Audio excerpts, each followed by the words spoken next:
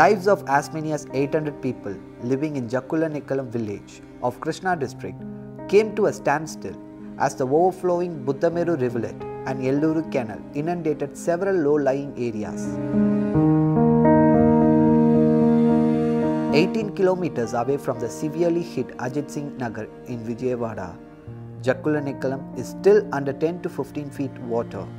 With no power supply and mobile network down, it was only on September 4 that the rescue personnel were able to extend food and medicines to the villagers.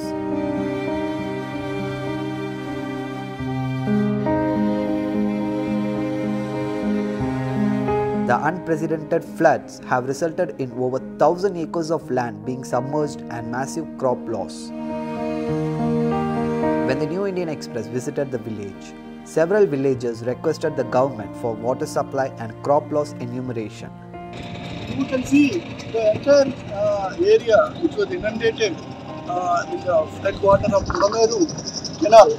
Here you can see all the actually the condition is recede from the flood water. Actually yesterday it was more than 15 feet and now around 7 to 8 feet. So you can see the complete the picture we can see here. The ventures are also inundated, all are in the flood water. And now we are here with a person from this village. Let's talk to him. Sir, tell me something about this village. ఇక్కడ గురించి చెప్పండి ఒకసారి, ఎలా ఉంది condition ఏంటండి? ఈ గ్రామం నుంచి ఎవరికి గత 48 గంటల వరకు కూడా బయటకు వచ్చే మార్గం లేదు. 24 గంటల క్రితమే ఈ ప్రభుత్వం ఇక్కడ ఈ బోట్లు సౌకర్యం కల్పించడం వల్ల ఊర్లోంచి బయటికి రావడానికి, బయట నుంచి లోపలికి వెళ్ళడానికి సౌకర్యం కలుగుతుంది. ఊర్లో ప్రభుత్వం ఎమ్మటే స్పందించి ప్రభుత్వం ఒక పిహెచ్ సెంటర్ని, ఒక డాక్టర్ని ఏర్పాటు చేసింది. ప్రభుత్వం సౌకర్యం వల్ల గ్రామంలో ప్రస్తుతానికి ఏ ఇబ్బంది లేకుండా ఉంది. ఇట్లాగే గ్రామంలో ఉండే రైతులు, మోగ జీవులు, గొర్రెలు, గేదెలకి ఆహారం లేక ఇవాళకి కూడా ఇబ్బంది పడే పరిస్థితి ఉంది. ఇవాళ చేలోకి ఎక్కడ కూడా పంట పొలాలు లేకపోవటం వల్ల, వీడు భూములు లేకపోవటం వల్ల, మొత్తం నీట మునిగిపోవటం వల్ల నోరు లేని జీవాలకు కూడా ఆహారం అందలేని పరిస్థితి ఉంది. గ్రామస్తులైతే సహకారంతో ఇవాళ అందరికీ భోజన సౌకర్యము అన్ని ప్రభుత్వం తరపు నుంచి కానీ గ్రామస్తుల సహకారంతో అన్ని జరుగుతూ ఉన్నాయి. కానీ రైతులను ఆదుకోవాల్సిన అవసరం, ఈ ప్రభుత్వం స్పందించాల్సిన అవసరం ఉంది. ఈ వరద పోయిన తదనంతరం జరగాల్సిన వైద్య సౌకర్యాలు మెరుగుపరచాల్సిన అవసరం కూడా ఉంది. జక్కులనెక్కలం మాది. ఈ వాటర్ ఫ్లోటింగ్ వచ్చి ఇప్పుడు 3 రోజులు అండి. 3 రోజుల నుంచి కూడా ఊరి నుంచి బయటికి వెళ్ళడానికి, బయట నుంచి లోపల రావడానికి లేదండి.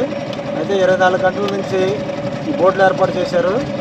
ఈ బోట్ల మీద ఫుడ్, ఆహారం కానీ, వాటరే కానీ, పాల ప్యాకెట్సే కానీ ఇబ్బందికరం లేకుండా ఊళ్ళో గ్రామానికి తరలిస్తారండి. గ్రామంలో వాళ్ళు కూడా ఏదైనా ఎమర్జెన్సీ అయితే ఈ బోట్ల మీద తిరిగి బయటికి తీసుకురావడం జరుగుతుందండి. ప్రభుత్వం మంచి ఏర్పాట్లు చేస్తుందండి. ఇప్పుడు చూసారా ఇలాగా? ఇప్పుడు మీ గ్రామంలో పరిస్థితి ఎలా ఉంది?